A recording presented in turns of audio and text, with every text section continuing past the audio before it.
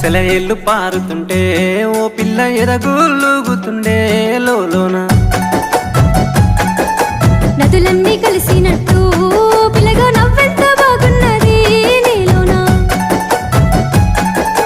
గాజుల సప్పులు గలుగల్లు మోగంగా గజ్జెల పట్టీలు గంతేసి ఆడంగా వరిగడ్డి మోపు ఎత్తి ఓ పిల్ల వయ్యారి నడుము పవే ఈ వేళ